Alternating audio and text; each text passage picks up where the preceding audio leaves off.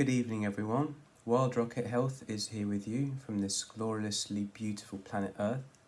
This is the 10th Awakening Anniversary video series commemorating a whole decade of spiritual growth.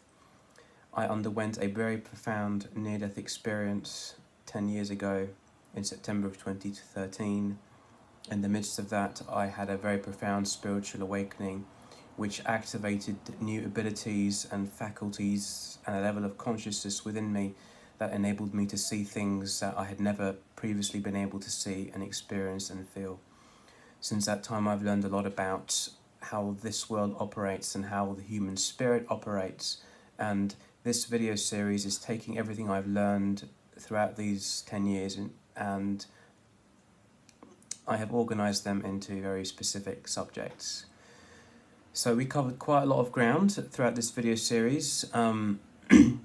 We have 3 parts left, and today is going to be part 31, and it's going to be very specifically exactly what happened when I had my near-death experience and subsequent awakening, why it happened, what that process of almost dying was like, and what happened to me when I came out on the other side of that. So here we go. I'm about to share some information which I have never ever shared publicly before. It's been 10 years and I'm very much in a place in my life where I'm not only ready and willing to do so, but it just feels like such a natural next step to take. So here it is, part 30.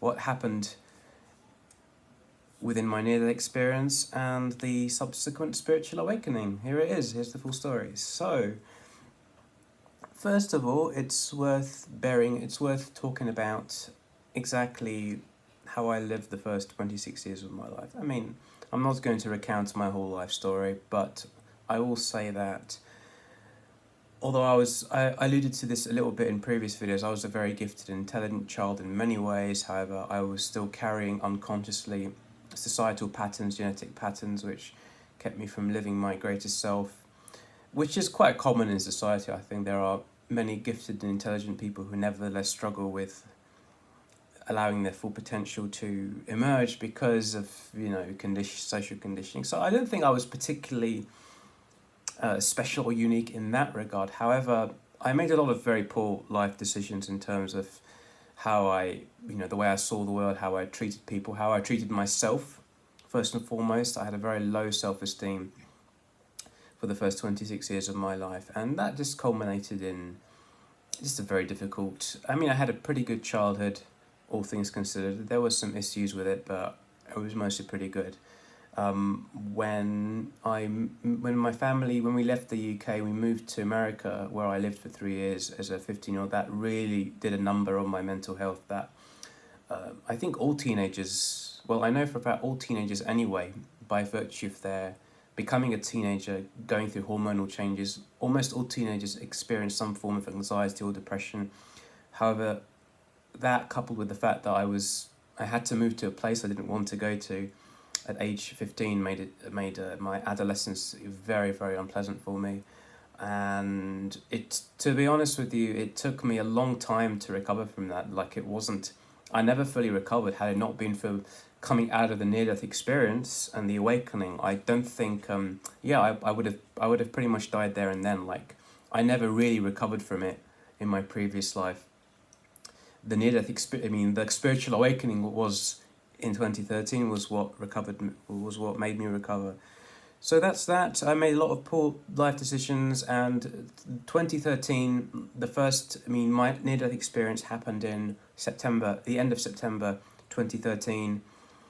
I moved back to England in 2005 to go to university, and the damage the damage that happened at adolescence was pretty much irreversible by that point. So even though I was back in a place where I wanted to be, internally I was so damaged, and I had no idea and no skills or any knowledge about how to deal with that. So I spent basically from 2005 to 2013, 8 years pretty much, thinking that I was somehow healing by being back in England, but I was not healing till I was actually getting worse and worse. And my life choices confirmed that. I dropped out of university after trying to stick with it for a couple of years, and I was in some bad relationships. I was very aimless. I was just going to London randomly. I didn't have any really fixed direction in life. I wasn't working on myself in any meaningful way.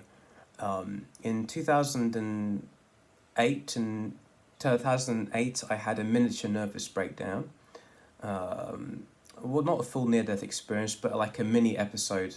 It was like 2008 was basically the precursor to my near-death experience. I had a miniature breakdown in 2008, and I had to go stay with my parents for a year.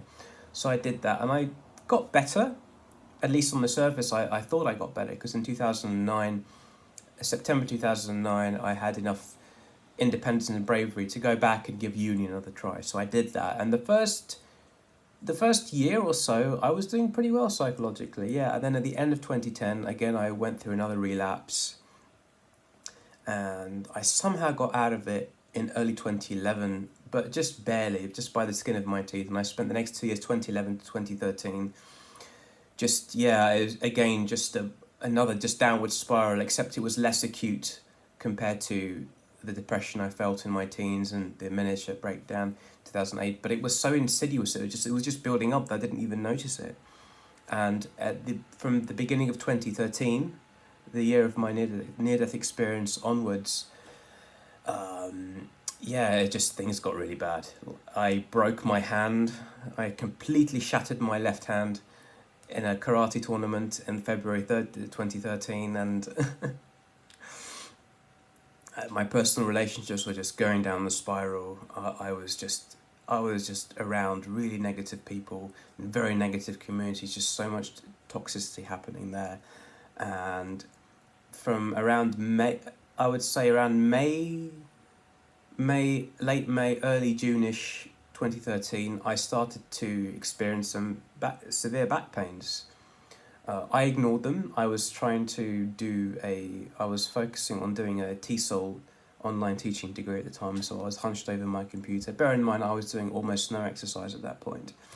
I was living very negatively, and the back pains, without me realising, got worse and worse and worse, and by July, I had realised that walking became very painful. It became very, very painful. I still ignored it though, and it wasn't until about mid-August-ish that I went to the doctor, and eventually I realised to the doctor to complain about it, and told them I had pains. I started taking painkillers, and then I spent the latter part of August and the first couple of weeks of September 2013 trying out various remedies and things. None of it worked. Painkillers, morphine, physical therapy, acupuncture, you name it, I tried it. Eventually they gave me an MRI at the end of September 2013, and they told me I got a slip disc. By the end of September 2013, just my whole life was just in shambles. I was living by myself in a very unsafe domestic environment with an extremely terrible part of my town, of my hometown, with very dangerous roommates. A very duplicitous and deceitful landlord, and all the rest of that. My relationships were falling apart. On top of that, I was slowly losing the ability to walk, and just everything was a mess. And what happened? I was just terrible. And I remember the day I was told I had a slip disc, and then I would need surgery in order to remedy it. I had the bright idea to go to the cinema to try to cheer myself up by going to a film. So I left my town and I went to Cambridge.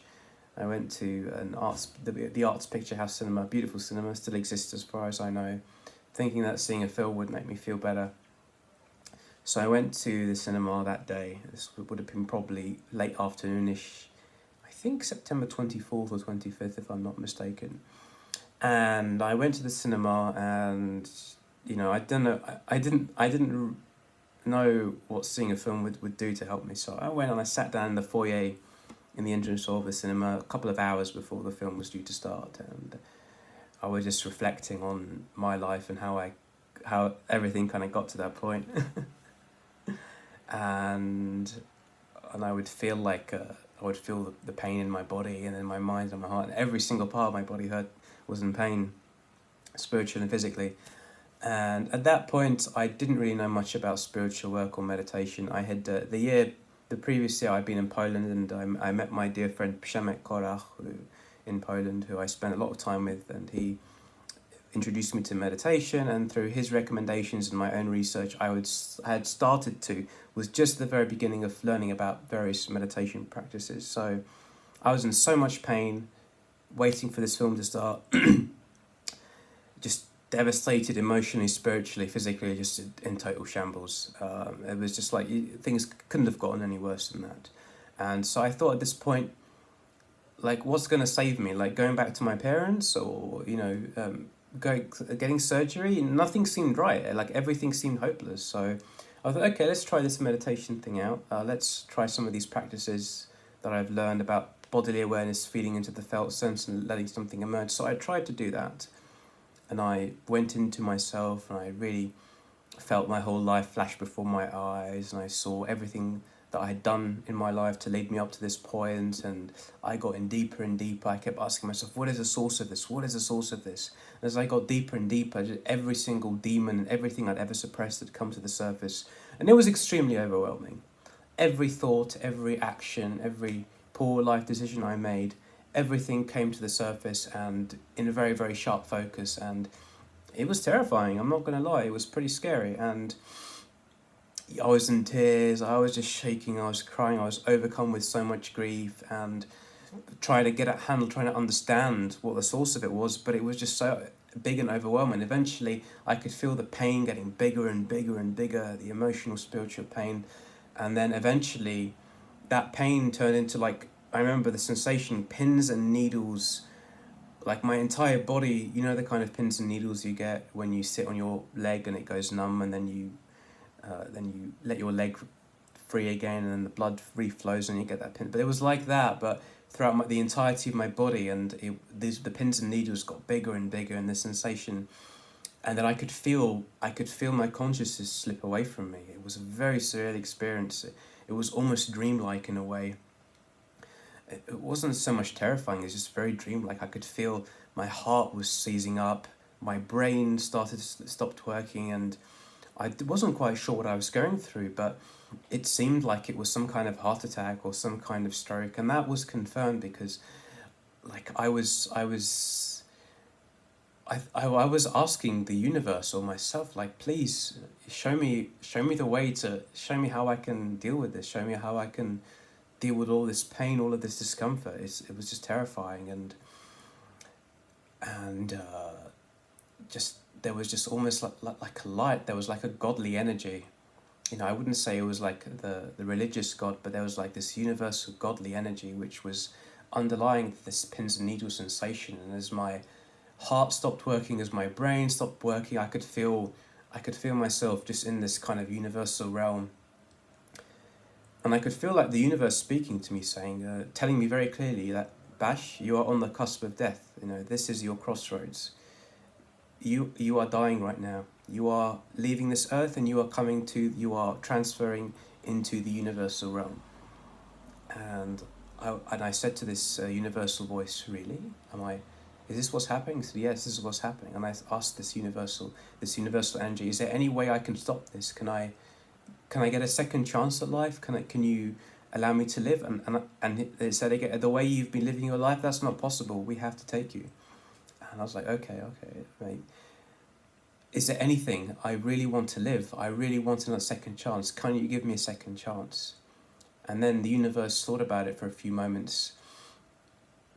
And then it kind of didn't really speak in words, but it told me, you know what to do. It gave me that signal, you know what to do. And if you follow what you know you should do, you will be awakened spiritually, your conscience will awaken, and you will start again with an entire new brain, an entire new perspective, an entire new level of awareness. You won't be able to go back to the way you were before, but you can have a second life. So I said, okay, all right. So I got up, and at this point I could barely walk. I was undergoing a stroke at the time, so I could barely walk, and like people who have a stroke, the left side of their brain or the right side kind of seizes up, and then they talk, and then only half of their lips can walk. So I went up to this receptionist, and I said in the voice that I could muster while having the stroke, could you please call an ambulance? I think I'm having a stroke. I think I'm having a heart attack. And at this point, it was obvious that something was happening to me. So, like everybody in the cinema stopped what they were doing, and they gathered around me, and people were holding my hand, and a guy was on the phone on the ambulance, and I was trying to talk and communicate what I was going through. And it was really interesting because I'd never really shared personal problems with anyone before, not even my family or my, the relationship I was in. I would never ever talk about how I felt. Like, I always kept everything inside. Partially as a personality thing, also culturally, I was raised in England. We are British people, especially the English, are very reserved by nature. We don't really share our emotions. I mean, it's changed in recent years with the whole mental health movement that's happening in the UK and in the West generally. But, in the 90s and in the early 2000s when I was growing up, talking about your mental health issues was not so common. It's not only in the last 10 years or so. So anyway, as I started to talk about what I was going through, I could feel slowly the pins and needles were receding, and I could feel blood flow into my heart, coming back again, and then my brain blood flow, and I wasn't the same after that. Like, I was completely different. I was not even the same person. Like, as I was talking to people, they were holding my hand, and just, yeah, I wasn't the same. I was just filled with so much love and so much compassion for myself and everyone around me, and so thankful, so childlike. Like, basically, I was born again. So all the cynicism and darkness and all of that had been left behind now, and it was really profound. I still went to see that film like half an hour later, and it was a lovely film. It was a Polish film. I forgot the name, but it was a really kind of strange experimental film, a Polish film, which was really nice. And yeah, it was a good day, and through reaching out to the people around me and telling them what I was going through, and eventually, after a few minutes, I was fully okay again. It was like I'd come out from like a dreamlike state, almost as if it never happened, or even though it did happen. Physically, there were no traces of me having had a stroke, but mentally and spiritually, nothing was the same. So yeah, that's it. And the next year or so, I left England. I went to stay with my mum in Dubai for a year, and was just researching, reading intensely about meditation, spirituality, just doing everything I can to live a healthier life. And yeah, my life changed profoundly from that point onwards.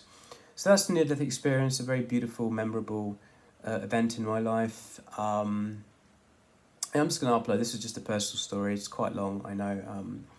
But yeah, if you're interested in what I went through, here you go. So thank you very much, everyone. This has been Wild Rocket Health with you. Tomorrow, part 32 will be talking about how my life has changed after the spiritual awakening. This has been Wild Rocket Health with you with part 31, the near-death experience and the spiritual awakening. God bless you all.